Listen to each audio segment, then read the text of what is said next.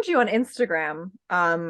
Well, we found each other. We connected with each other, and then you told me that you had a lot of experiences with AGP and sex work, and I've been wanting to do a series interviewing mostly former women that have used to be in that industry that have left. Although I'm open to interviewing people that are in it right now or women that are in it right now. But I became fascinated and we connected that way. And I have very little Okay, knowledge of it so outside of literary reading because I've never even watched a porn in my life. So really, never? You've no, never even seen like a no. part of a porn? I've seen flashes like where it comes up on like Um, if you're trying to download like a movie that you're not supposed to have, right, things like a like that. GIF or even like on Twitter. Like well, that's what I mean. Like not on Twitter, no. Like basically the only time I've ever encountered it is accidentally in my ex-boyfriend in his computer, and then when I would try to like steal movies, like something will pop up, but it makes me cringe and I would just like immediately close it away. Did you have the internet when you were growing up at all? Like AOL or anything? Because you said you're Well, 35 like I am, right? yeah, so I mean I had like I was poor. Like, my grandparents were more middle class. My mom was working class single mom of four kids, and I was such a little bookworm. I didn't have a smartphone until I was well out of college. Like I think I was 24, 25 when I got one. Hmm. So like I just wasn't using it as much as everyone else, I guess. Um, Hmm. and I didn't have a cell phone until I was like 16. It just, and then, there weren't like these Hmm. apps. Like I feel like having an app on your phone keeps you on the internet so much more than a laptop even, you know, because you check Facebook like when you on Absolutely. your Well, laptop they're a built couple to times a keep you day. there. Yeah. Hmm. So, Hmm. Well, the reason I asked that in particular was because my first that I recall exposure to porn was on AOL. These chat rooms they used to have, and I would be like this little tiny kid, maybe like 8 or 9, and at this point I was a ward of the state, so now I was in a nicer home, and they would get the complimentary discs in the mail, the AOL trial 60 hours, on the CD. And yeah. there's these chat rooms, and it would be labeled like teenagers or girls chat or like come talk about kites, like whatever. But it was always filled with like really gross, perverted men trying to send porn to people.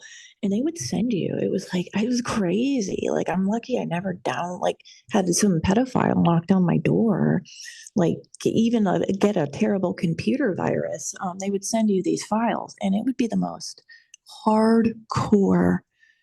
I mean, the first porn I saw were like the most hardcore porn I've ever seen in my entire life, like bestiality, children, this like, And how old snuff were you? porn, How old like were you?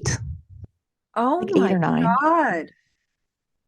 And and the thing is too, like And this was, so you became a whenever ward of the state at a very young age? Were you in foster care or? um, yeah, so my biological parents are crackhead loser pieces of shit that only hit me up when they want something from me, right?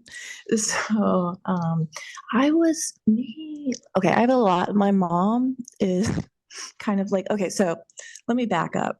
I am Central Florida trailer trash by birth, right? So Mhm. that is my genetic. That's the genetic cesspool I climbed out of, right?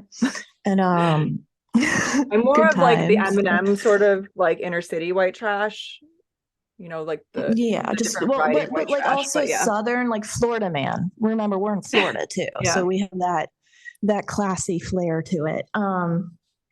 And so my mother, I have tons of half brothers and sisters. Man, she does not know what a condom is apparently, or an abortion or anything. So she left me and my sister, my full biological sister, who, by the way, has very severe developmental delays and autism. Thanks, Mom. With my piece of shit father, who I think he's never been diagnosed, but I think he's definitely on the spectrum himself, at least Asperger's or whatever they call it nowadays. And so apparently, autistic kids will have they'll rip their clothes off often. My sister sure did. And she was running around naked. We were both super malnourished and dirty. I was an infant at this time, by the way, so I don't remember any of this. And apparently, some neighbors saw my sister, who was probably about 4 or 5 at this time, running around naked and dirty. And me and her were living with my father in this shack with dirt floors. And we were removed by police. And when this was happening, my deadbeat father calls my aunt, his older sister. He has 2 sisters. First, he calls Donna, who is a lovely woman, and she couldn't do anything about it. Wasn't local. So then he calls his eldest sister, Linda, my first abuser. And long story short, we ended up in her custody for a few. Linda, And then after, that would be my biological aunt, my father's oldest sister. And just to try, I have a very messy, convoluted family tree, so bear with me. So I remained in her custody till about maybe like 8 or 9.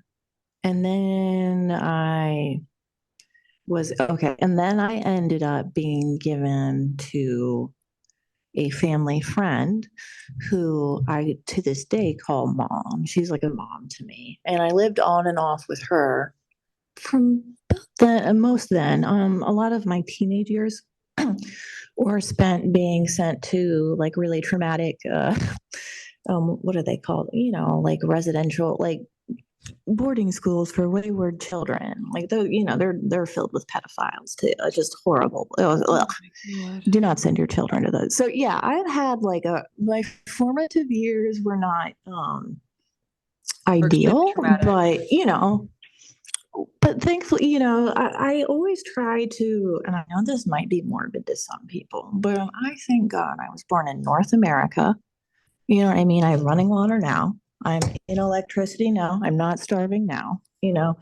So it can always be worse. Let me say that. It can definitely be worse.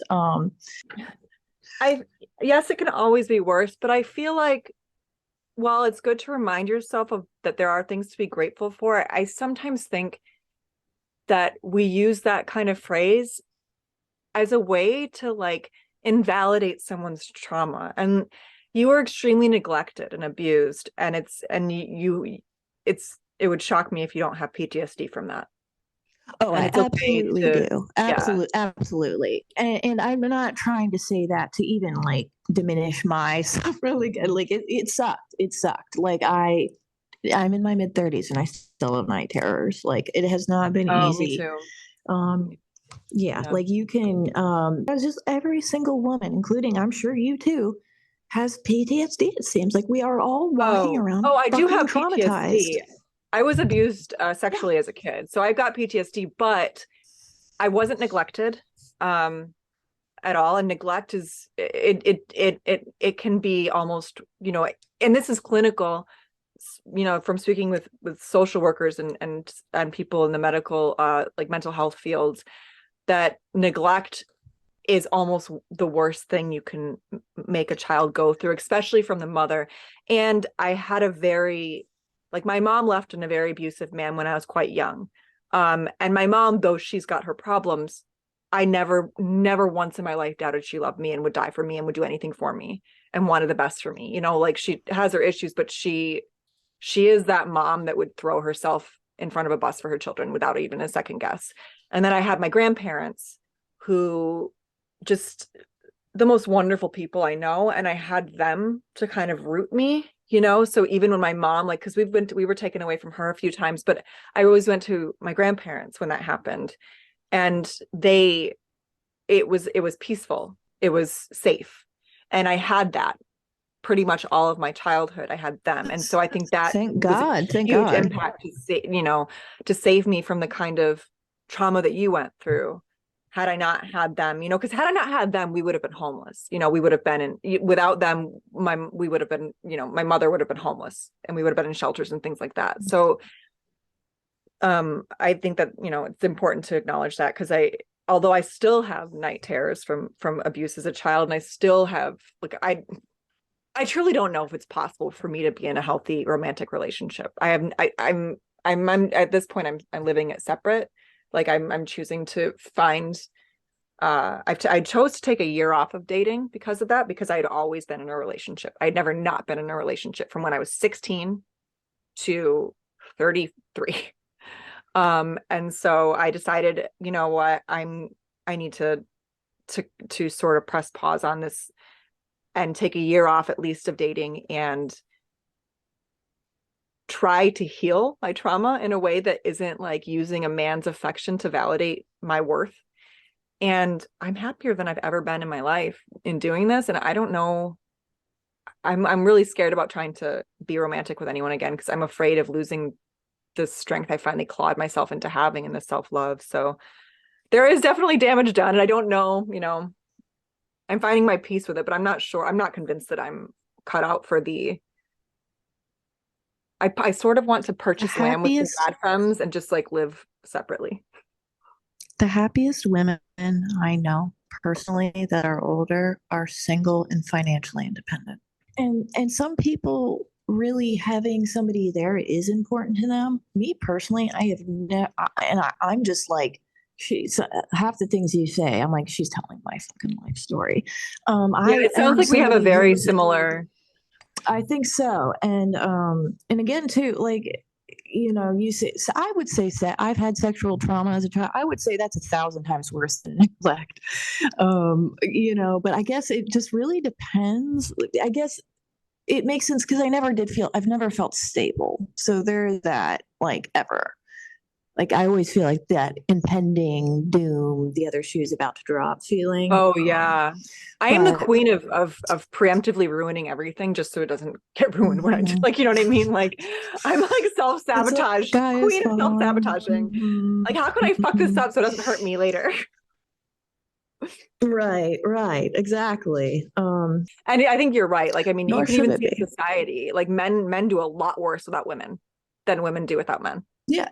And when you're talking about how you've been in a relationship pretty much since you were 16, I'm thinking, oh my God, so have I. And I did something similar. I have not dated anybody since I was 33. I was just like, clearly I am in a very sick cycle.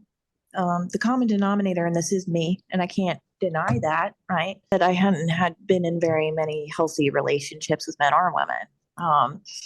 And every time I had been in a relationship, it was never my choice. I've never asked anyone out, ever. I've always been the person, and I've never really felt strongly. I've been married and I didn't even feel that strongly about him. I just felt like, well, I've been dating him for a while. He asked me, I guess I have to say yes. You know, he bought the ring. This is what I'm expected to, you know. And I've never been happier since being single, starting when I decided, like, I'm the common denominator. I need to, like you said it way better than I can. I need to heal myself. And I don't know how long that's going to take. Get back to me in the future. Yeah. You know. So when did you get into sex work, and what exactly? We talked about it a little bit, but I would like to have a rundown again. Okay, so technically, if I want to get technical about sex work, I technically was pimped out by my aunt as a 10-year-old. You were what? Pimped out by your aunt? Yes. Yes. No, I wasn't having penetrative sex, but I was made to give, you know, oral sex. So I guess that would technically count prostitution, but that was not like a regular occurrence, you know. And then later, fast forward. And by the way, this is like, my story is a dime a dozen of anybody that's been in the sex industry. So I want everyone, like anyone that hears this, to keep it in mind. Like this, nothing. Yeah. Like my story is mild compared to many, many, many people I've heard. So, and then let's see. Again, I've never been a super sexual person. I've never I didn't lay in bed dreaming about being in Playboy. Okay. Like that, all the stories you hear, take them with a giant grain of rock salt, the kind of salt you salt a driveway with. Okay. So then I ended up, I was going through some chaos in my life. I'd gotten out of the military. I was in the Navy, I was really messed up, right? You know, I'm really fucked up in the head. I don't want to go back to East. Like I just so I moved in with this dude. Well, very, very bad mistake on my part. Anyway, that's where I started stripping. Um, I had come back. I didn't have a job. I didn't have any money. I didn't know what to do. What age is I this? ended up bumping. I am 22. Okay. Yeah, 22, 22 or 23, around there. I want to say 22, and then I turned 23. I only Okay. stripped for a few months, but I bumped into an old friend of mine who I knew from when Mhm. we were in the Navy, and she was stripping, and I had never done this before.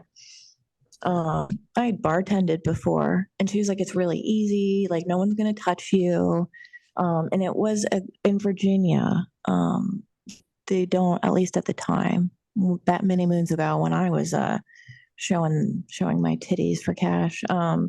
They they have what's called a go-go bar. So legally, you're not allowed to be fully naked. In DC, I think the girls can be fully nude, but you in Virginia, you have to have your pasties, like pasties covering your nipples, and I think like a Oh, really? G-string I didn't on. know that. So Yeah, interesting. yeah, Huh. which is like laughable because it's like, okay, it's perfectly like some girls literally wear pasties that look like nipples. It's just it's like, what is this tiny 1 inch scrap of fabric doing? Like, Yeah. anyway. So I did that for a few months, and I think that that would be like my first real introduction into anything I would call the adult industry. Because when you're a stripper, you do meet other people that do other things in the industry. And when I say the adult industry, I literally mean anything from like what I mostly did, which would be phone sex work, all the way to a full service escort, where you're, you know, meeting with a man, having sex with it, whatever. And that through these girls, you know, you learn things, right? And some girl had thrown something out that I had put into my memory bank to retrieve a couple of years later. And she mentioned something called a sugar daddy website. Okay. And it sounded good to me, right? You meet an older man. He's not trying to have sex with you, apparently. He just wants to pay you to go out to dinner with him. These are lies. He definitely wants sex, ladies. There's this lie that the websites will say they're, you know, it's about companionship and you're paying for time. No, men do not see us as humans. Remember, this is transactional. Um, so anyway, I meet this guy on the sugar daddy website, and I end up dating him because I'm a pushover loser and I'm a human being with feelings, and I ended up like liking this person, right? I met this older man. His name is Sam. That is his real first name. And you're lucky I'm not saying your last name, dude. So, um, and he basically like, I don't know any other word to say it, but like turned me out into the sex industry. Groomed you. He Yeah, pretty much. So basically it was kind of like I met him and he was like, yeah, I can show you like, you know, my ex-girlfriend used to do this thing and she made so much money and she was, you know, wasn't ever worried. Like the way he spun it to me made it sound really cool. Why he wanted me to do all this, by the way, is because it was his fetish. Okay. And he just was like getting off on all of this. And he ended up pretty much like showing me how to do phone sex work because he was a customer, and he literally taught me what to say. Like, and that's what, and I got good at it. Because a man And it taught was me how to just do it. phone without any camera. You can do either. Now, if you wanted to see me on camera, you were gonna have to pay me a lot more. It depends on the website, the girl yourself. Like some girls might not want to be on camera. Um, I would be on camera, but like you know, I wouldn't. And it depends. Like, and again, no, there's plenty of videos of me naked doing foul masturbatory things, but like for webcam, I was not comfortable masturbating on webcam for men. But here's the thing, their dicks are gonna come out. You know what I mean? So fine, I'll watch you jerk off. Um, and that's one thing I did like about it because I was here, in my home. I can choose how little or much clothes I have on. Um, I could set my price for the most part, that sort of thing. And you were Um, physically separated, so you have more safety too than if it was right, online. right, right. But let me tell you, I did this for over a decade, and I sat there after we spoke the first time and did a little math. Over the 10 years I did it, I would take about between 6 to 10,000 calls in a year. Okay. And those calls could span from even just, a guy grunting and jerking off to somebody who wants to do most of the talking themselves. You know what I mean? Like it really, like every man is different, but they're all so much the same.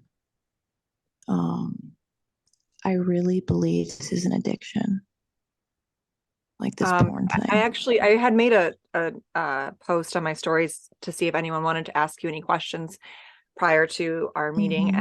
and someone specifically asked, what have you learned about men? So since you kind of brought that up, I wanted to have that question asked. Okay, what I've learned about the men that I've spoken with, in case anyone wants to say I'm speaking for all men, I'm speaking for no men. Okay, I don't speak for men. What I've learned about men in my time in the sex industry is how um, quickly they are willing to submit to their own sexual urges, how that is a priority to them overall. In fact, some of them will prioritize their sexual gratification over their own, nourishing their own body, paying their bills. They will burn bridges, they will lose jobs over it. They will go in. I had one man call me. This is probably the scariest phone call I've ever had, actually. And my ex-husband was there. Half the time I'd have it on speaker. Like, by the way, all the men I was with very much knew what I was doing and Wow. liked the money. And that's why I had to keep. Anyway, we'll get into that. The scariest phone sex call I've ever received, easily, was that this gentleman calls me. I don't even know how to put into words the emotion he was experiencing. He was suicidal. He was panicking. He was crying. And like, when they've lost it, so they start laughing. They're so upset, they begin laughing. That kind of like where you're Yeah. like, ah, like Like truly Joker on the step hysterical. kind of meltdown. Yeah, Yeah. truly hysterical, sobbing, screaming. I've spent over $100,000 on this and I can't fucking stop. I can't fucking stop. What do I do? What do I do? I'm gonna fucking kill myself. I can't fucking stop. I can't fuck. And it was just over. Like, I don't even know. And I like the intensity of it. Like, I've had men literally, like, things you can't even imagine that won't phase me. But that call, just the raw emotion, and it was like, and that was that moment in my where I realized when I wanted to stop, because the money is good, all right, but you pay with your soul very much. My ex-husband was sitting right next to me on the couch, and he started laughing, right, and I had it on speaker, and I hadn't even answered him because I'm like frozen in shock, like because this to me, I just realized this is a human. Like he sees me, doesn't see me as a human, but I'm hearing someone in pain, like fucked up addict right now. I mean, I'm Yeah. a heroin addict. I know what it's like to be addicted to something and you can't fucking stop. My ex-husband starts laughing at him. The guy hears him laughing and doesn't realize it's a guy. And he's like, are you laughing at me? And he starts like screaming. He's still on the phone with me. And I hung up. And my ex-husband's like, why'd you hang up? You were making money. And it's just like it's like that moment, like it was just one of those pivotal moments when I was just like, I don't want to do this. Like, And I told him, and he was like, not about it. And I had to, I mean, I'm a grown woman. I eventually forced my way out of that marriage. I had to break a lot of things to do it. But I got out and I was able to stop doing that work. But because my ex-husband has like a gambling problem and is very financially motivated, but not motivated to earn the money himself, that kind of thing. So you'd be surprised how quickly men are willing to compromise their ideals of what women should be doing, even with their own women, their wives and girlfriends, when they get a taste of that porn money. They're willing to throw us right under the bus to spend that money. And you became a TERF, through your work in because of your experience with AGPs, Yes, autogynephiles. Do yes, you want to talk about that a little absolutely. bit? Absolutely. In my sex work, a lot of what I did, what you would classify it as, I'm going to spell it out. FEMDOM, femdom. And that stands for female domination. So the character I played was this, female dominatrix, this badass and passive bitch who basically you call up and I would make fun of their penis size or their shortcomings in the bedroom, their appearance, basically whatever they wanted to be. Are you Yeah, anything? sorry, there was a bug that just Anything flew they by me, wanted. so I'm sorry. Okay. Oh, okay. Um, Anything they wanted to be humiliated for, whatever would, yeah, and a lot of times you got kind of good at ascertaining to what that might be by looking at them or talking to them a little bit. Sometimes they would send you a message before, being very specific about their requests. But it really shocked me how over the years, the thousands of men, different continents, different ages, different socioeconomic backgrounds, and they all share this disgusting fixation on women's undergarments, on being viewed and sexualized as women. Um, and one thing I've also noticed with the autogynephiliacs in particular is it's like mutually inclusive. Pedophilia, at least 99% of the AGPs that I've directly spoken with have attraction to children. If they were talking about being, oh, I want daddy to see me in my panties, like that was their whole thing. They wanted to be infantilized themselves, or they wanted to talk about like little kids and stuff. Wait, I so you're don't. saying, like, do you think in the way that autogynephiles like um fetishize the abused woman, do you think that they fetishize themselves as the abused child too?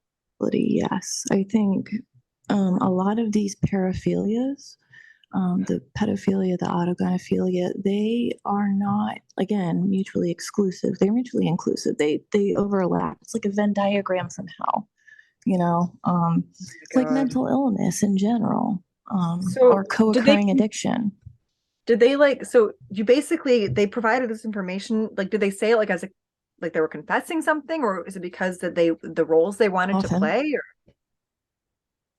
yes. Oftentimes, I did run a confessional line where they could just spit it out, kind of like I fantasize about little boys or whatever, or it could be, I want you to act like you're my daddy and I'm a bad little girl and I wet my diaper. Like, really, the sickest. I mean, I can go there, but it's literally so sick that, like, I don't want people to have that in their head if it's not there already.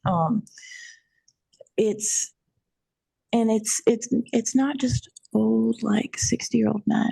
These are like men that are 19 and 20 calling me with these what? desires. Yes. Yes. Do you think that like do you ha I'm sorry, I need to take a beat here. I'm just this is a lot.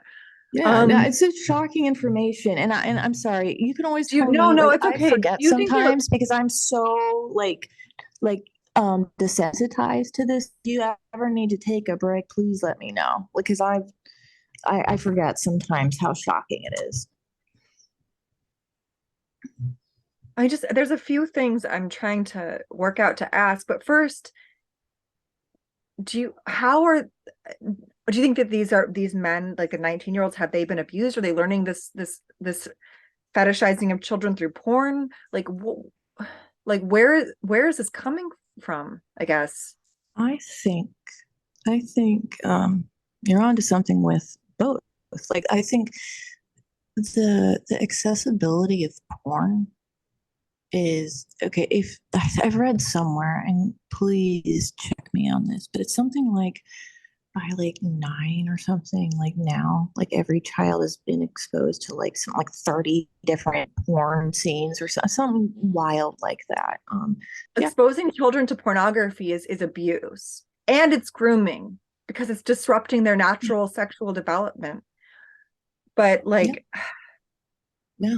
I guess what's upsetting is like I just didn't realize how, like, so speaking personally, um I was abused by my father, um but he was very, very abused by his brother. For years. He was raped for years, until his brother shot himself and killed himself.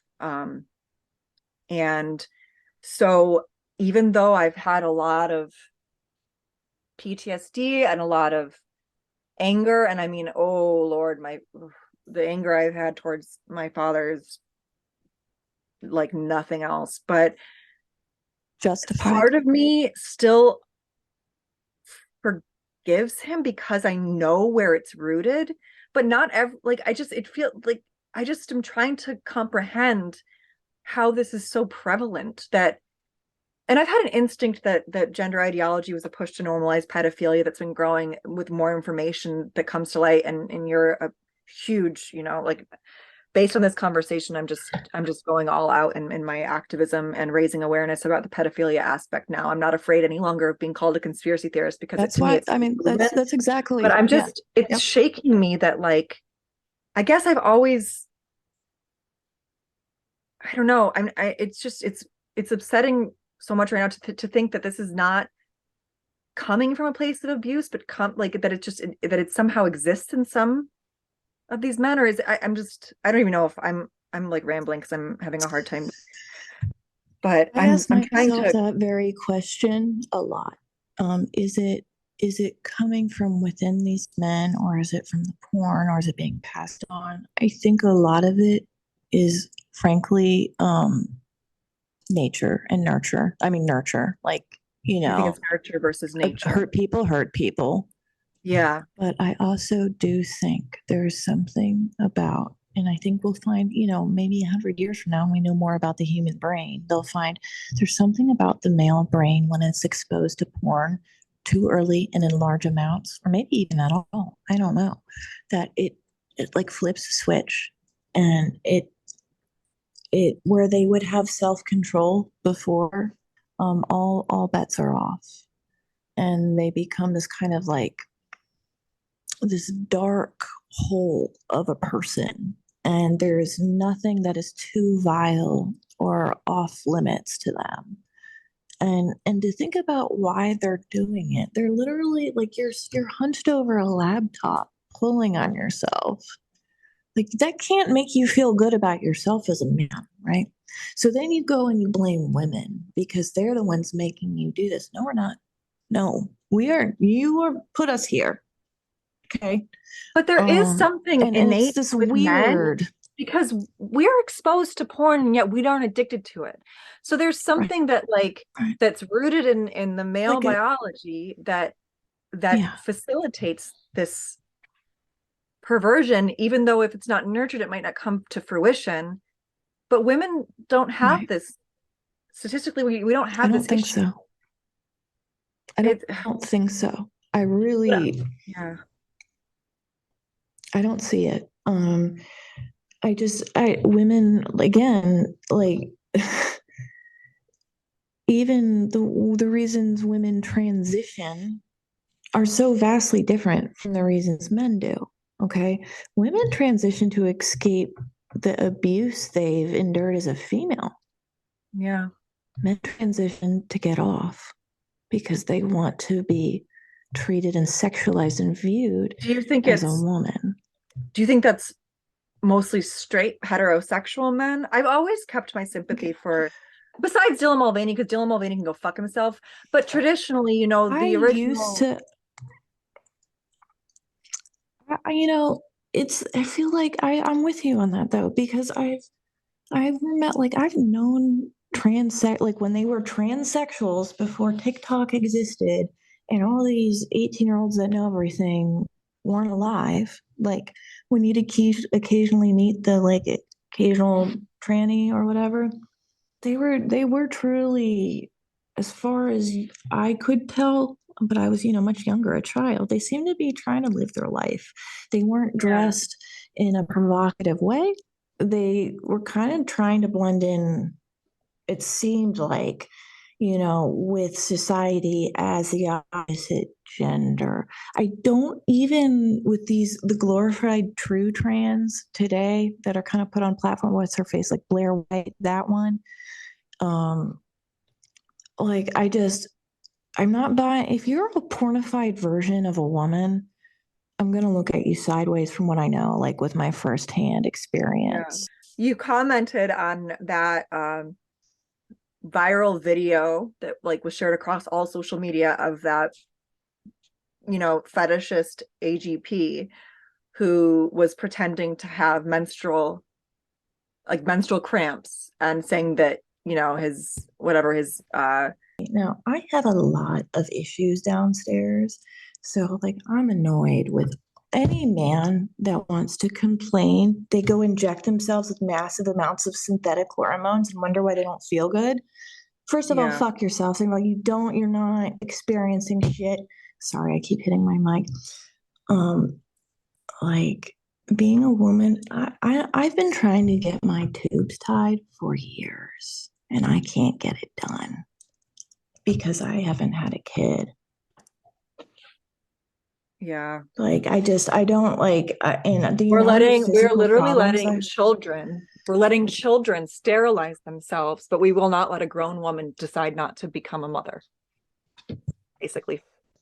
like my body is so fucked up downstairs. Like, and this is like, it drives me crazy is my experience again is so par for the course.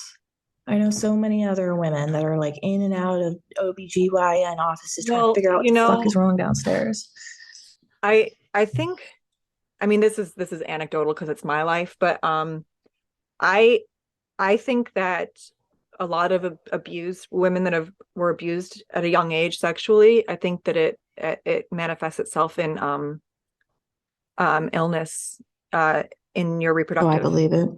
especially people like that I'm the type of, I was the child dissociated and didn't um deal with it in an emotional way, so it just made me physically ill.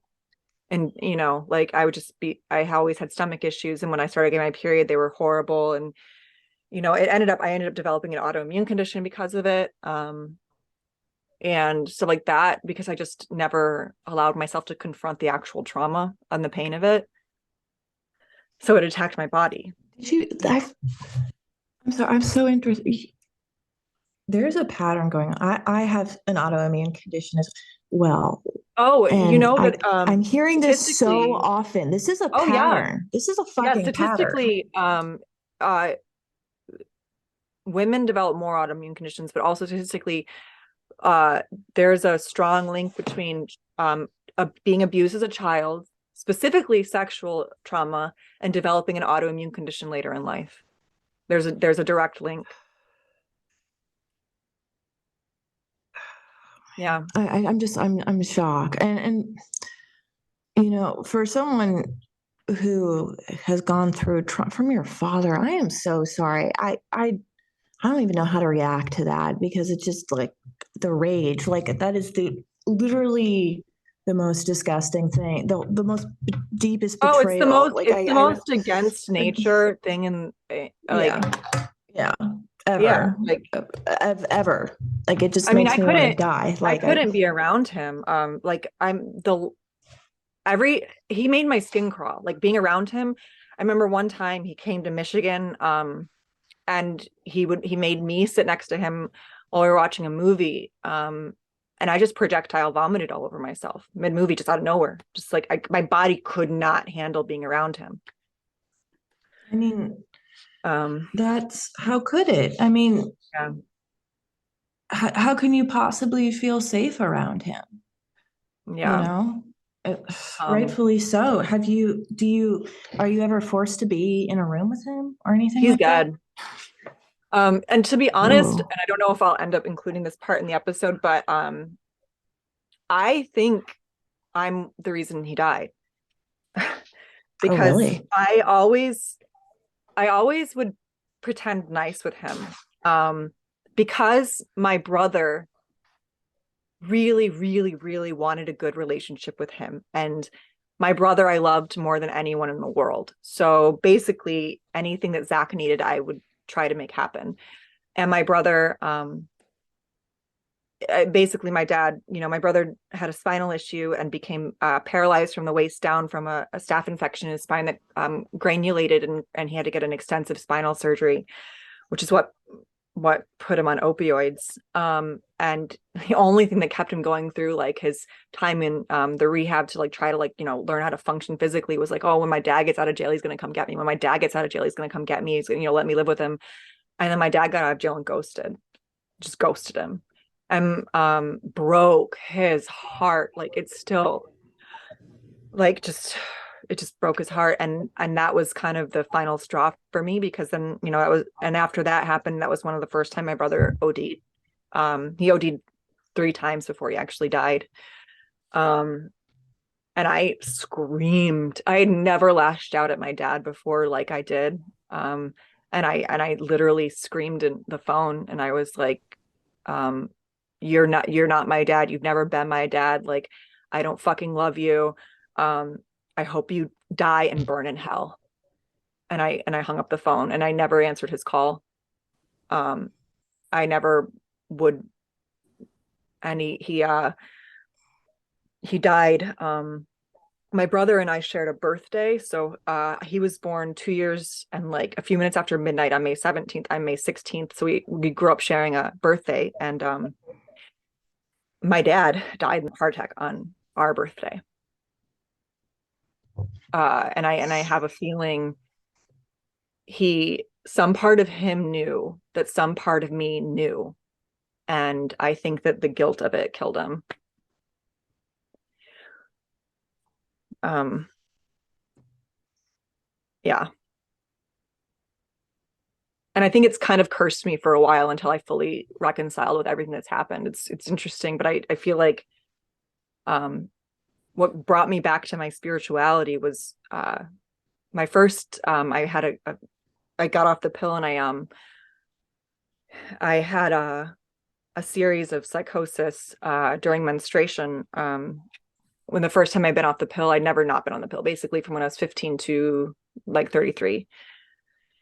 And my friend made me read this book called Witch and do this ritual. And, the book said, get off the pill. It disconnects you from your power source, your womb. And I was like, oh, well, I'll try it. I'll get off the pill. And I just, I unknowingly synced with the full moon cycle. And my first psychotic episode, I was convinced for like 12 hours straight that I was going to go to hell. Like I was convinced I was in hell, that my soul was damned.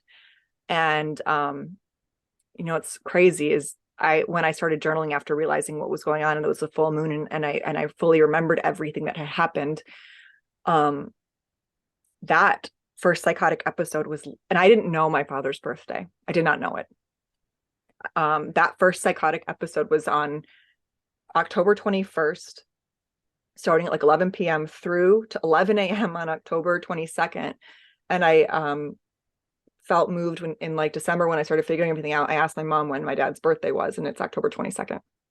And then I looked back at the map of my like life and looked back at journaling and like looked back at the dates. And my autoimmune condition took my arms, like it's called Parsonage-Turner syndrome. And or another word for it is brachial plexitis. It's essentially a peripheral nervous system attacks itself. So my arms started shutting down and my left arm, I fully died. So my first day I was hospitalized in October 2020, directly a year before that. It's on October 22nd. So my body had been trying to wake me up to this for a long time and finally was like, well, if you're not going to deal with this, we're just going to shut down. And then I remembered that my dad literally told me, like, the way he would make me, he would make me repeat, I'll never tell. If I tell, I go to hell. So my child, the child that interpreted that was basically truth equals damnation. So my first uncovering of all of this process was me thinking I was in hell because truth meant hell.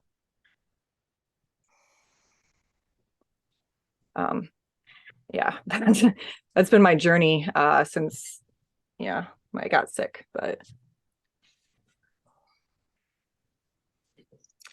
And now today at 35, after all this, how are you, like, with the even, okay, let's say your father was still alive, right? And we could Obi-Wan him into the room for as long as you wanted to like speak to him. Would you even want to speak to him? Would you want to shoot him or anything? I don't know. Honestly, like I vacillate between feeling extremely sorry for the child he was, because like I wasn't submitted to this. It was one summer, like for me, because my parents were not, they're pretty much over, like he wasn't consistently in my life. And especially not after like, I barely saw him. I think the last time I actually saw him in person was I was 14. Or maybe even younger. But I'm trying very hard to let go of the rage because really anger, like when I have that anger in me, what is happening is I'm drinking poison, hoping to make a dead man sick, right? It's not helping me at all. So I vacillate between forgiveness and rage. And I'm slowly working towards true forgiveness and letting it go. But where it manifests the most is in romantic relationships, obviously, right? So that's another reason I don't want to have one, is because hell hath no fury than me mad at a man that I'm romantically involved with. Like, I mean, like it's like, I mean, You've been pushed into a corner at this point. Oh, and Don't push I will anymore, kind of. Yeah. my shit. Yeah. Yeah. And I mean, I scared myself with my last relationship because he was the most like my father.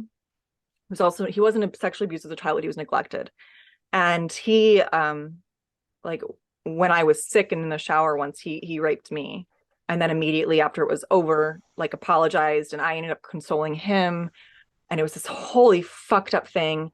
And then How does he that left. always end up the fuck happening? How does that end up happening so often? I'm sorry, I didn't mean to interrupt. No, it's true. No, it's fine. Go Like ahead. it totally fucked me up. But then I was like, yeah. And then, and I'm then so I sorry ended up, you raped me. well, yeah, I basically convinced him that it wasn't rape or whatever. Like it was rape. I mean, I'm so sorry. I asked him no, like, because the shower hurt. And I literally only was asking if we could leave the shower and go to the bed. It's not like I wasn't going to have sex with him. I just didn't want to do it in the shower because it was painful. And like, then my face was against the Yeah, but tile. his ego couldn't And handle like, that. Right? yeah, I mean, he physically went out of himself. It was the craziest thing. Like, his whole body was shaking. And I just kind of realized that like I wasn't getting out of this. So I dissociated, which is what I always do.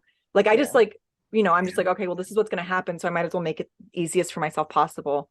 And then when he was finished, it was like he snapped back into his body and was like, did I just rape you? And then he was like so distraught that he was like, that I was just consoling him immediately. So I didn't even have time to process any of it myself. And then like that was one of the reasons I was acting at the time, and I was going back into it. Like I was sick, so I wasn't actually acting. Like I stopped acting because of COVID pandemic. And then when auditions started happening again, I got sick, so I couldn't perform. My manager suggested I come to Atlanta, and I literally like, it was almost directly after that happened. She suggested I move to Atlanta, and I just fucking did.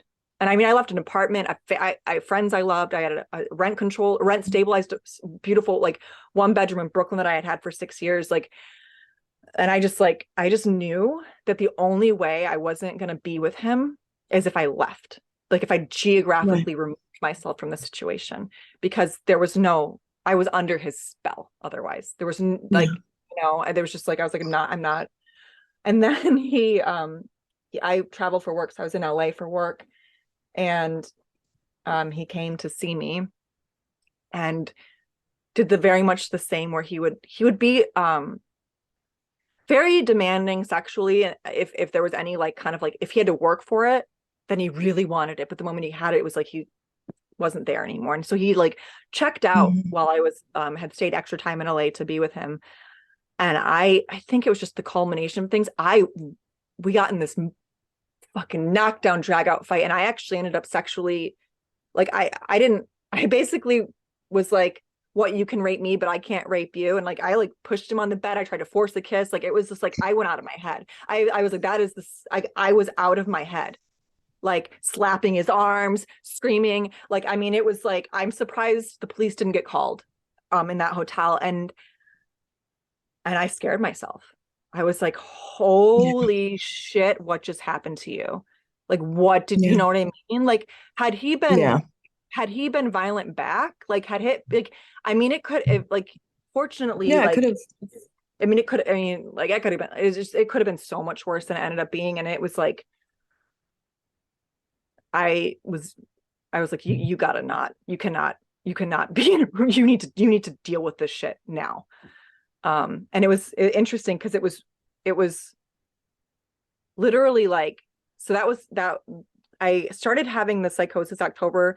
I saw him in November. I had another episode that was like I kind of had a sense it was my inner child. And then literally like December after that is when I fully, like, everything. So I feel like he was almost like a huge part of my, like, I used to date guys that were very safe. They controlled me in other ways, but they worshiped me. They were never good. Like, they wanted to marry me. They were never going to hurt me, like, in a physical way, but I never wanted to fuck them. Does that make sense? I was never like wildly, like, they weren't like, I didn't want to, like, Sounds like you were playing safe with your own emotions, right? And so and then I was in a 6-year relationship, and I devastated that man, and I hurt him more than I ever hurt anybody. And I basically kind of like was like, you need to stop doing this. And you need to actually try to date someone that you like, who actually turns you on. And so I think it was the first time I fully went into my perversity. Does that make sense? Like, I dated the guy that my therapist wanted. And I think there's part of us as people that need to, like, because I'm a runner. Like, I will avoid and avoid and avoid something until it, like, kills me, right? And it's like, you need to fucking wake up.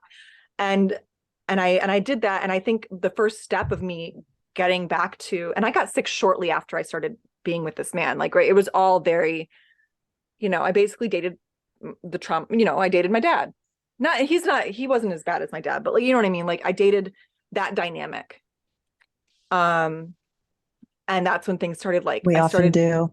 Yeah, I had to look at my darkness. I had to go fully into the bad, the perverse, my darkness. What I wanted to look at my darkness and look it directly in the face and go.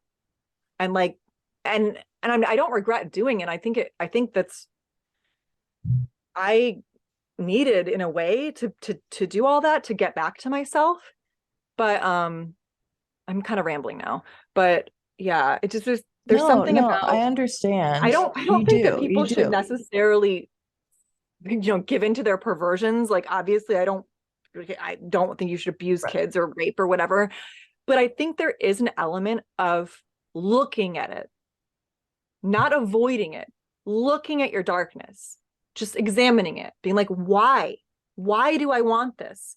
Because it's probably, it's going to tell you, you'll figure it out. Like, why did I want to date an abusive, neglectful, narcissistic man? Oh, and then that's when my truth started coming out. You would make a very good therapist. I'm having just listening, like having a lot of realizations here. Yeah. Um, I think, yeah, absolutely. I think we do absolutely need to look, when our perversions or darkness, whatever that might be. Because how on earth are you able to address something you're not fully cognizant of, you know? Yeah. Um, and I too I'm a big and an emotional runner. I am an emotional duller. Like I am your classic heroin addict. I don't want to feel feelings. I avoid things to the point where I'll stay in a relationship to avoid the uncomfortable breaking up conversation because I don't Yeah. want someone to be upset with me. I rather, you know, be quietly miserable than have any drama. Please do not bring any chaos, because like, my inner child is just trying to stop the chaos, Um, so, I mean, that makes a lot of sense to me, everything you said. I don't think it's rambling. I think it needs to be said. And someone like you've been through so many acutely traumatic things. You do have a lot to offer. And I think it's a really good thing you are, kind of speaking to our womanhood as a whole. I think it's time we all start really doing that, and facing our darkness and being willing to be uncomfortable. I mean, I'm sure you've already gotten the hate messages. I know I've barely had my little TERF account up, The thing is, and they've really shot themselves in the foot with their everything's transphobic, because I've been called a yeah. Nazi and a transphobe and a bigot so many times. It's literally like, Have you been accused of being CIA operative or a Nephilim yet? I've gotten those so far. Those are what? my two favorite. I had to look up the Nephilim one. So apparently, a Nephilim is a disembodied spirit of, I think it's of a fallen angel, and apparently, like a demonic giant have sex, and then I think their baby is a Nephilim. I could be mixing up the mythology a little, but yeah, somebody apparently That the is interesting to CIA. me, because I think so many of their insults are their confessions, right? And a disconnected, disembodied demonic spirit, like, Well, it's like that's a really weird thing to accuse me of being. First of all, you're right. like you're It's something's because very I wrong think with that you if they you're going know. there. I mean, in my opinion, what's They're happening is possessed or spiritual something. warfare. Yeah. Oh, I fully believe it. I mean, I think this is spiritual warfare. I really do. Like, um, they, I find it really interesting. I think there is Yeah. some sort of connection here to the mental illness, the porn, the early advent of it, the male brain, some spiritual component, some weird, disgusting agenda to legalize pedophilia. You cannot say Oh. anything that will not convince me otherwise. I know Oh yeah. I've sounded like a crazy lady for years, but I can see it coming. That's what they want to do with No, this. the thing So. is, it has been my instinct. And then and then when I started like dealing with all my issues, it became even more of an instinct. But I've been afraid to be When's the last time super. your guts ever lied to you? Well, that's exactly You it. know?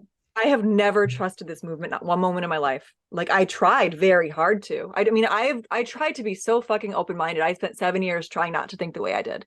And Mhm. honestly, every single fear I'd ever had was proven right. And pedophilia, the push to normalize pedophilia was the last sort of acceptance of reality with that, where I was just like, this is, you know, I mean, this is what's happening. The women that and the mothers of these children now are being demonized and ostracized in their own communities for saying, hey, I'm really uncomfortable with a grown man in a latex skirt reading a story to my 6-year-old daughter. I'm not comfortable Yeah. with that. And now she's a bigot, Well, that's the thing. and I her mean, I daughter will suspended say, her. yeah, there is a certain category of woman that's very like the Transhausen thing that seems to be existing within, the Munchausen's mom. But outside Mm-hmm. of that, the what's happening essentially is that the most fierce protectors of children, which is women, no, but are being villainized, demonized, and literally in some countries facing fucking prison for refusing to Yep. comply. I just felt like I Yep. had to say there is that category of Munchausen's mommies because otherwise there's going to be someone in the comments with it. So Right, right, I of acknowledge that course. that exists, but outside of that, like literally, like you are trying to demonize the population that is going to protect children the most fiercely, and it Literally sends the me only chills to the bone. demographic of people you can trust. Yes. Mhm. Yeah, yes, it is bone chilling. You're absolutely right. And I don't understand why the general, like, how is this happening? Like, can someone explain to me? I am Because confused. the I same am, way it's the banality of evil. It's Eichmann's banality of evil. It is the parroting of the idioms. It is like to the point where it's just dulling down any ability to critically think. And then the fact that most human beings are fucking cowards. There's a lot of people that are just too afraid to speak out. And the thing is, it's only going to get worse if we don't. So get the fuck up now yeah. and try to put the fire out while you can still breathe, while the smoke's not asphyxiating Yes. your freaking lungs. But for me, there's nothing in my life is more valuable than protecting a child, and nothing is more, we're only as free as the most oppressed of us, of women, right? And if you look at what's happening Yeah. to the most marginalized women worldwide, but in the US, I don't think there's any more marginalized class of woman than a poor incarcerated, especially, woman of color, like a Black or Latin woman. And they are, I mean, what's happening to them is it's fucking evil, like, and I'm Yeah. not, don't get me wrong, I hate the repeal of Roe. I hate the loss of rights there. But there's still, I personally don't think the GOP is going to go after abortion nationally, because I think they're really smart, and I don't think that they're stupid enough they know what happened with the repeal of Roe. They know that that's why they didn't clobber in the midterms. Mm-hmm. So, and you know what, like, I prefer the enemy that's going to punch me in the face than the one who's stabbing me in the back repeatedly and then gaslighting me that it's a fucking massage. Yeah. Like the Yeah. Democratic. So I think the biggest threat to women, to Western society, and to protecting children is gender ideology. So this is, this is where my fight's at, and nothing about my life matters more than like the collective whole. But those are the values I was raised with. you know I was raised by civil rights activist grandparents who taught in all Black schools before desegregation. I was raised listening, my grandpa would play me the I Have a Dream speech every freaking, like, at least once a year on MLK Day, but probably more than once. And I was just, that was ingrained in me, that like you Yeah. have to stand up and speak out when something's wrong. And not speaking out was killing me. And I have not been, I mean, I am liberated. I can breathe because I'm speaking in truth. And so like the being blocked, the losing work opportunities, the being called names, the unfriending, the Nazi phobe, whatever, like, I don't care, because I stand in truth and I know Yeah. it. So like Yep. literally nothing you can say. Like I will look, you know, I'm looking the devil in the eye and I'm telling him fuck off. I am curious because I know this is going to be something I'm going to have to deal with in the comments, and this is going to be a very polarizing episode, but I'm ready for it. But a lot of people are going to cite the fact that Dr. Ray Blanchard, who, is the sexologist that, classified AGP as one of the two trans identities, the other being like the same sex attracted male. Um, that he said that there is not a significant link between AGP and pedophilia. And so I want to know why you think these men are far more willing to divulge. I have an idea why I think myself, but why you think that they're far more willing to divulge that information to you than say their shrink. Okay. Yeah. I mean, well, we got to look at the motivation as to even like why I'm interacting with these men to begin with versus why Mr. Blanchard is collecting his data. Okay. These men are calling me on their own accord. They're paying me to call me because they get off on divulging these secrets to me. Like it's a sexual thing for them. They're enjoying confessing these deep dark secrets. In fact, they want to be. A lot of them have something. I guess it's called like a humiliation kink. They Well, I want mean, clearly to. they, They're motivated. All right. And why would they want to out themselves as a pedophile to an authority figure? Like yeah. what, you know what I mean? They're not risking anything by telling me to begin with. Secondly, they're getting sexual gratification by admitting these things to me. So, like, it's apples and oranges at this point. You know what I mean? And two, I would like at this point, and I know this is everyone to say like feminazi, but I am just so suspicious of the system at this point. About the muddying of statistics by calling these male sex offenders, recording them as female, Oh putting them in yeah. female prisons. They're actively trying to make it impossible to track this. Hiding it in the Yeah. state of Washington, a violation of the Freedom of Information Act. I had an episode with Kara Dansky where she goes into detail about that, but that literally Washington state has a law that the ACLU facilitated, helped with, where if Tim's trans identified men are literally the only sex offenders that it's not public information in the state of Washington. Like, what the fuck?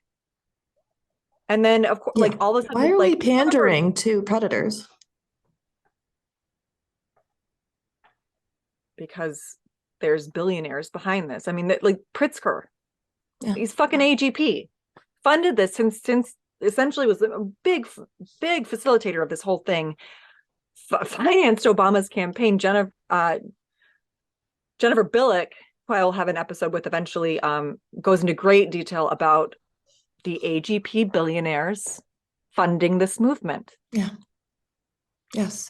And let me tell you, okay, and I can't go into like a tons and tons of detail, but like some of my clients were incredibly wealthy, well-connected people. And that's my whole point. I feel like there is a cabal of basically cross-dressing, perverted pedophile men that run shit. And we are now all just at their whim. We're just at their fucking whim, and I am sick of it. And I am not willing to have any more children or women or girls sacrificed to fulfill their disgusting proclivities. I am fucking done. I am done with this shit. And I have a hard drive full of very well kept notes detailing these AGPs, like how often they call me, their likes and dislikes, their basically notes. I would keep very detailed customer logs, so when they call me, I know who I'd spoken to, what we had discussed. Um, and Wow, that took some there's men foresight. that have spent. I mean, That it is a business. I ran it as a yeah. business. So, like, I was playing a character, and that character was molded according to the customer. Okay. It's not women making porn, it's not women creating the shitty sub or the plot lines. It is, this industry is created, made for, and propped up by men. And women are the chattel and the kindling that to throw into the fire to keep it going. All right. So there's nothing empowering about porn. All of this is leading to legalized pedophilia for some dirty, creepy old men because they are so sexually twisted that they literally have to fuck children and animals to even feel anything anymore because they are now demons. All right. That's where we're at, planet Earth. What are we going to do about it now? What are we going to do? You know what? It just, I hope not support it. oh no, I will fight this with my fucking dying breath. I would be remiss if I didn't bring this up. MAP. Yeah. They're pedophiles. They're a pedophile. You can try to change the acronym. You know what MAP stands for me? That man will always be a pedophile. There you go. Yeah. It's wild to me that anyone thinks that there is someone who has this paraphilia that somehow doesn't want to act on it, that is trying not to. Like, where is the evidence for that? There is none. There's no evidence that shows that if the word pedophilia was less stigmatized somehow, that these men would be volunteering their information or their pedophilic desires to Richard Blanchard or whoever the fuck. You know, like, the terminology was coined by a fucking convicted child sex rapist. Yes. Like, first of all, yeah, that's an oxymoron. That doesn't exist. Like, a virtuous pedophile, that what? No. And here, in 2017, that guy that started, he was charged? Yeah, he was charged in 2017 with assaulting a child. So again, they will always, given the opportunity, they will take it. Every time they cannot be trusted, they will always reoffend. They just get better at not getting caught. No, I just wanted to clarify, just because I know this will likely be a question for people. When you mean pedophile, you mean real pedophile. So prepubescent, you mean child. You don't just mean like the justification of like, I mean, I don't mean like a hebephile. I don't mean like somebody that turned 18 recently, or a 17-year-old that's turning 18 tomorrow. Let me be clear. Okay, when I say pedophile, I mean pedophile. I mean a child. Like, and that's why I will not call them minor attracted people. What do you mean minor attracted? No, you want to fuck a kid. That's what you want to do. You know what I mean? Let's talk. I'm sorry. Like, I know it's dark, but I'm not going to call them maps because and then people have to, we have to walk around with those memories. And now I have to look at a grown man in a little girl's dress and call him miss after when I was a little girl.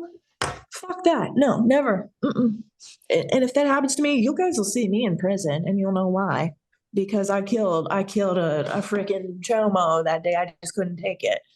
I am never going to do that. No. My girlhood was taken by a man. I am not about to give a man an honorary girlhood ever. I will not be compelled to lie, especially to fetishistic fucking predator men. Yeah, like and that's such a good way to put it. It's fucking obscene to me that people don't understand the gaslighting abuse you're putting every single victim through, every single survivor, when you call a fucking rapist she. And you know what just makes me so angry? I mean, I don't know how many of these men were abused as children. I'm sure that there's a good amount that are, but it feels to me that pedophilia is way more prevalent than I realized at first. So part of me thinks that some of them have, that a good amount have not been. And it makes me so fucking angry because what they fetishize, they don't. Because if they actually could empathize with what that abuse does, there is nothing arousing about it. It is devastating. It is devastating. It haunts you. And I know that there is that, I mean, obviously because my father was one of them, that there is um that conditioning. And I do find it interesting because I mean, I know that there are some pedophilic women, but it seems to me so often the women that were abused as children, they grow up to either, have been sex workers or get re-victimized from partners, or somehow they continue on with the abuse, whereas it seems like the men that were abused as children turn it in and become the abuser. And I wonder what that is, you know? I think I think I might, I mean, of course it's not super educated, but to answer that question, I would say I think a lot of it has to do with narcissism and male narcissism and male basically because men are they grow up expecting that, they're going to get what they need and um that they're entitled, right? They're entitled to our bodies. They're entitled to have sex. According to these incels, having sex is a human right. So it's an entitlement, male entitlement, and narcissism is what's So, driving the bus, in my opinion, on so you feel that. like it's male socialization that leads to their narcissism, sort of. Right, right. I mean, you were sexually abused as a child, so was I. I'm not a pedophile. I've never had the That's the urge thing. to do anything sexual to a kid ever. Yeah. I mean, I would. So, like, I hope they weren't abused. If they were, they need to work on themselves. But victimizing a child, like, I don't have any sympathy for you at that point anymore. You are Yeah, now dead to me. So, I agree. I think I feel like I very much would have become a sex worker. I sort of did in a way. Like I was a sex object as in acting. Like my last film, I love the movie actually because she's a demon and she murdered a bunch of pieces of shit. But like, I was a sex demon what? in my Why last can't? project. Am I allowed to see this movie? That Oh sounds yeah, so yeah. cool. I actually love the movie. And I'm a big horror fan, and I'm a big, camp and horror Yeah, me comedy and stuff. too. I love the movie. But like Oh my God, yes. I took a lot of roles that I And you're the regret. actress in it? Yeah, And you, and I'm the you sex you look demon, like the you could Lilith. like you have the cheekbones and you look like you could be a Lilith. I would cast you as a Lilith. Um, I'm curious, was your experience as like a sex worker, was it isolated, or did you have like any friends? Did you make any friends? Like, Absolutely. And I did. And in fact, I'm trying to think of anybody that I know that's out that would be willing to talk to you. Um, please, so you could like truthfully, try to even if get they're you an in it in. still, like I would I'm still be trying to open. think. Well, I mean, I don't know I know anybody that. that's in that would be down, but Okay. just because like here's the thing, like I mean, go if you can get someone that's willing to do it, like I think that would be amazing. But it would probably damage their But like reputation and their income, right? Which is what. yes, like and like why they wouldn't, like why I wouldn't if I was still doing it, just because Right. like I got to pay my mortgage. And Yeah. it sucks that you can't be honest when you're in it, but you can't. It's literally shooting yourself in the foot. Like it's not that necessarily they don't want to be or anything, or Yeah, like they I could read a be. statistic, and I don't know if it. I think it's a 90% of sex workers basically don't want, at least admit to not wanting to be in it. Yeah, like Yeah. no little girl dreams about taking dick for a living. Like I No. did not dream about hearing men masturbate on the phone for 8 hours a day. And And there's, the sexual abuse to sex worker pipeline is very real, as is, the to the yeah, prison pipeline, which is one of the reasons I'm so upset with what's happening to women in prison. But yes. um, I have yet to meet a sex worker.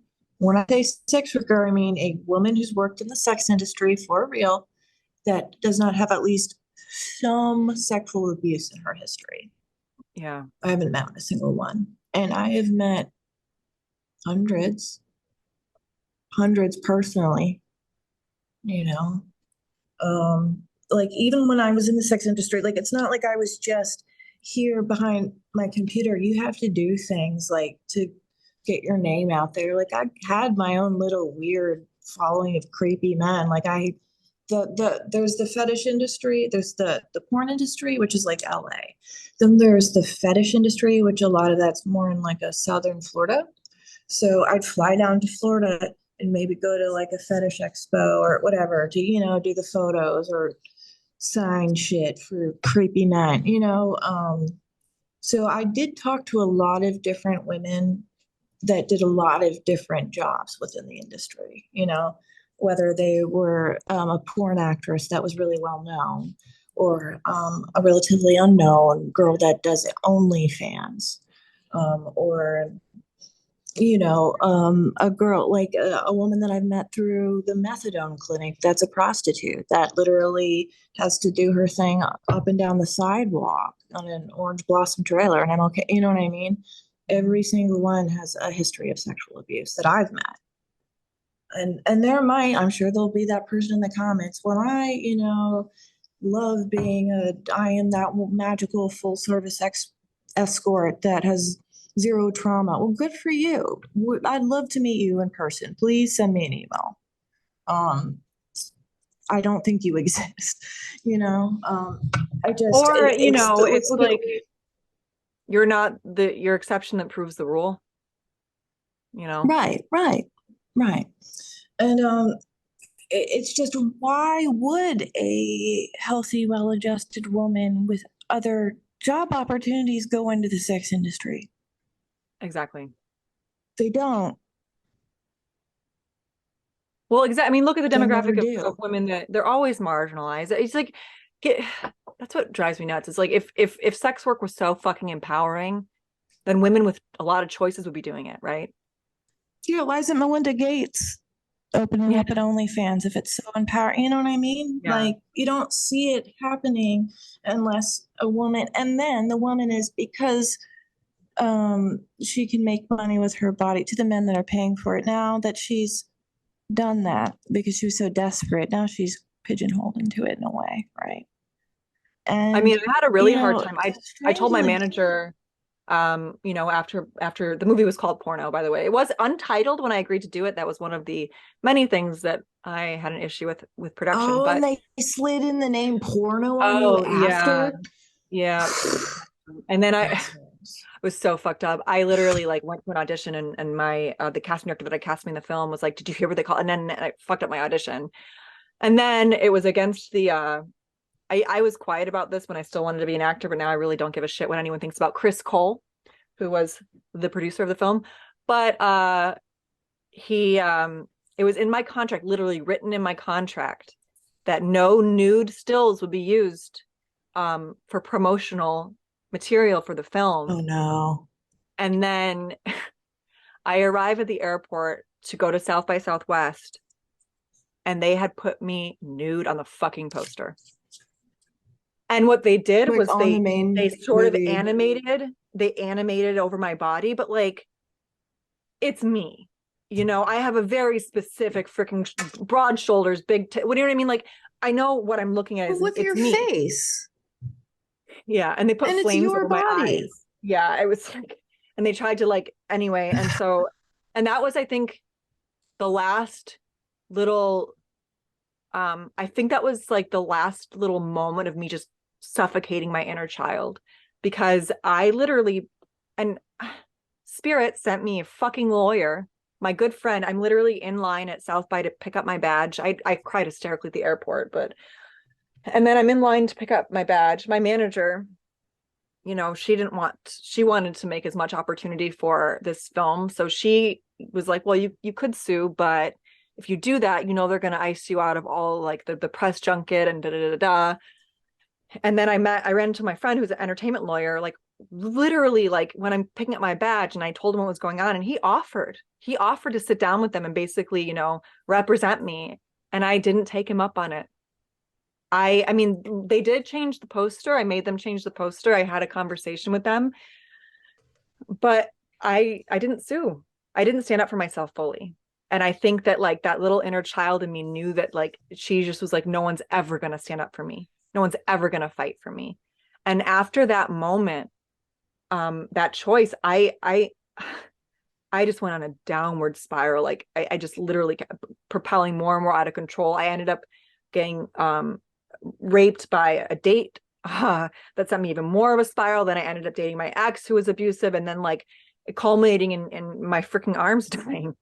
But anyway, I feel like I'm really ending up talking a lot about myself when I'm supposed to be interviewing you. But I mean, yeah, I feel like we're having a conversation. yeah.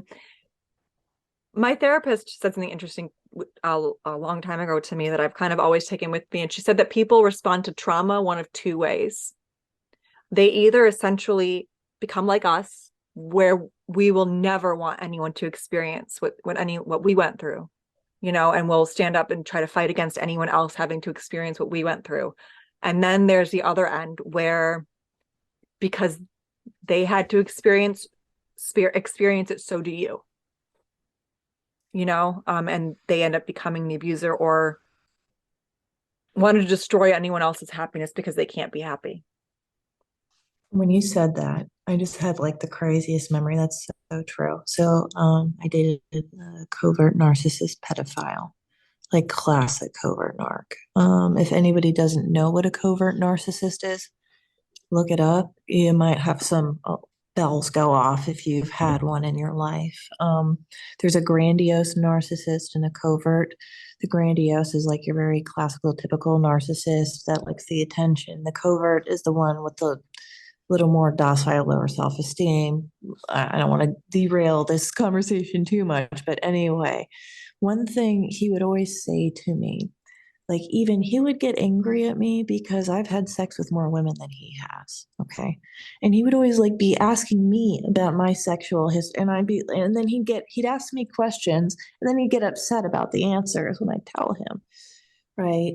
And he'd get really jealous and he'd be like, it's not fair. It's not fair. And he'd always be trying to force me to have threesomes with him because it's not fair that I've had sex with more women than him. First of all, bro, I didn't tell you to sit in your basement for the past 10 years and never date. Secondly, I don't have women up my butt to pull out to have a three-way with you. Where are these women? Yeah. Richard, find them for me. And to me, that literally, this was my life. This was a person that supposedly loved me. This was my significant other. The Well, hell he, I was living in with a narcissist pedophile. And that is just the reason I'm bringing that up because it's such a good example of that, the male mindset. That level of entitlement, they truly, and the pedophile's entitlement, they truly believe the rest of us are in the wrong and that we're crazy and they're the ones correct.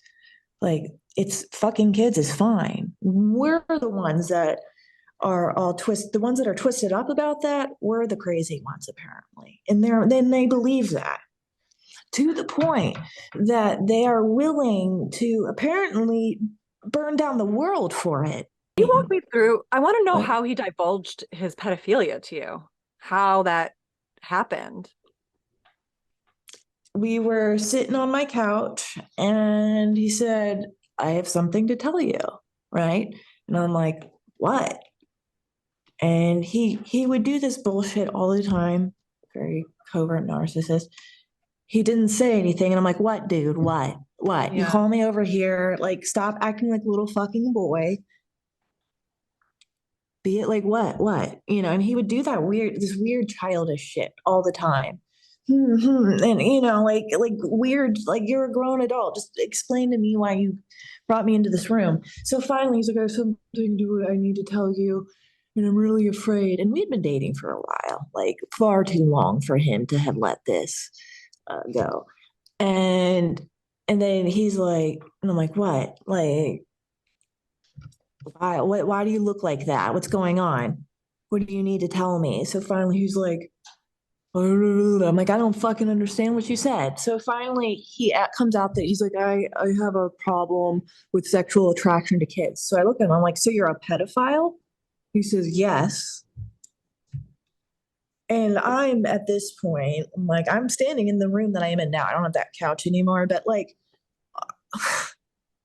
when I say like I just like my like it was just like a bomb went off or something. It was like just like I didn't know how to act. So finally, I sit next to him and I'm like, "Well, what? Have you hurt any kid? Have you hurt a kid? Like, what the fuck are you talking about? What?" So he ends up telling me pretty much everything. He says he's never touched a kid. I have suspicions.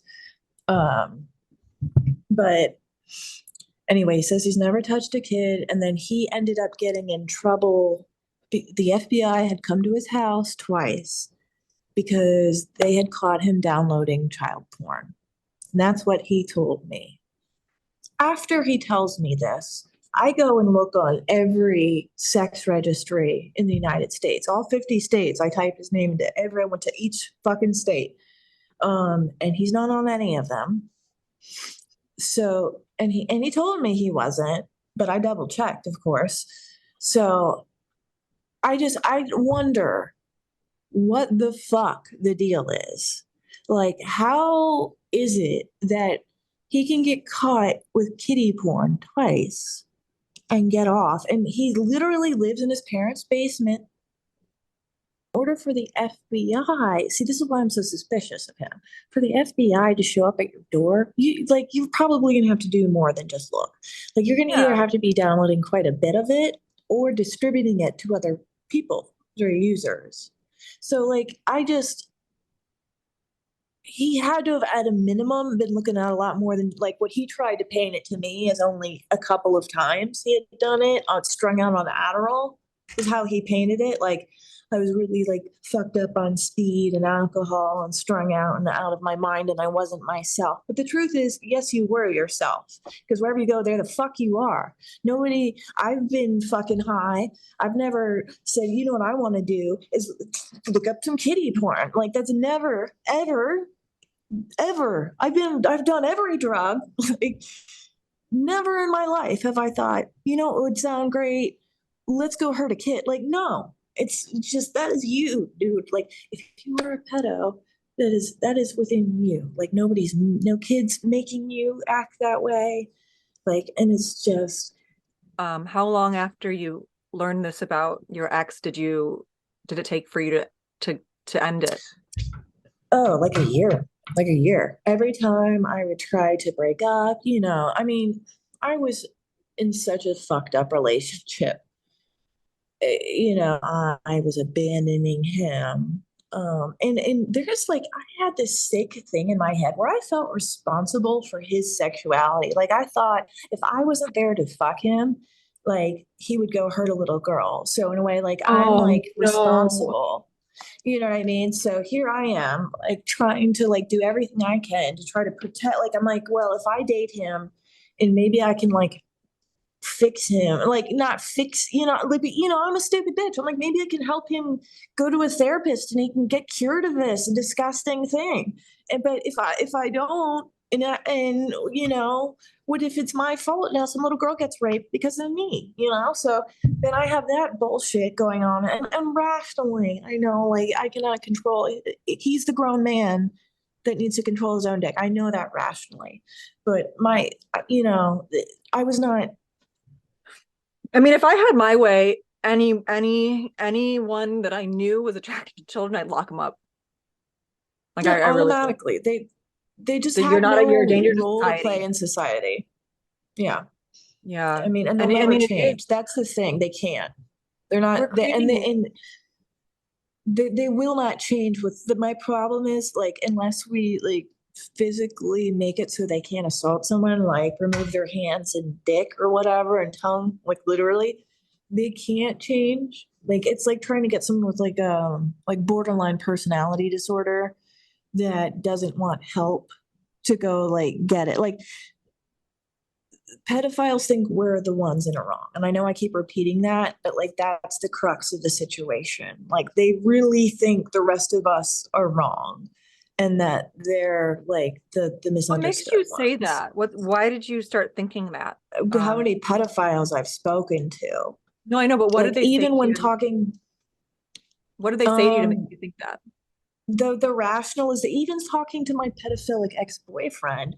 Well, back in the day, girls start Oh, that's menstruating really always early, the and yes, yeah, like the typical chomo rationalizations as to why they want to stick their penis into a child. And I remember asking him straight out. I was like, "Why? Like, I so need they to know. were Like, I need legit to like know." let me this is ask. what I asked my boyfriend. I'm asking him. I'm like, can you explain to me so I can understand? I'm desperately trying to understand. Because like I'm having homicidal thoughts about my boyfriend every day now. Okay. I think about killing him. Like when I look at him, because he doesn't work, he's like a grown man that sleeps in his parents' basement with no job. And I'm like working like frazzled with like real big girl bills. And he just shits on me all that. He's a very abusive boyfriend, by the way, too. It's not just the pedophile problem. So I'm like, just like, I need to understand this or I'm going to kill him or I'm going to never like I was going in my own little psychosis being with him and he like forcing me to be in this relationship too. So he tells me, well, he like didn't really give me a straight answer and he mumbled this, but it creeped me out so much. He's like, something about how like unformed they are, unmolded. That was his answer. And at first it doesn't seem too great, but then you start like you think about the words and like what he could mean by that. And he wouldn't elaborate. I'm like, what do you mean by that? Can you explain what you mean by that? And he wouldn't. And it's just like, why do you want somebody that's unformed and unmolded? What's say an adult? What would an adult want with that? And when you follow that train of thought, it can get really dark. This has been a great conversation.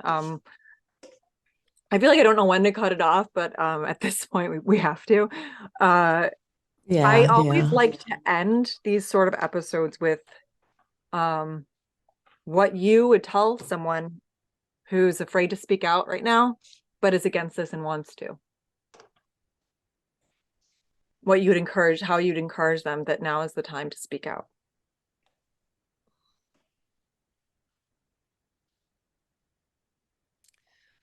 We're running out of time. So, have you ever seen men be in the habit of returning our rights to us? Wow. Well, thank you so much. This has been hugely enlightening and heartbreaking and devastating. But I really appreciate the fact that you were willing to be this raw and open with me because it's so rare that, anyone has access to this kind of information, like the dark underbelly of all this, the worst elements of this. And it's such important information that everyone has to know about. I mean, really, it's just, Yeah. thank you so much. Okay. And I really appreciate all of this. You're amazing. All right. Thank you for having me. It's been Yeah. great. Take it easy.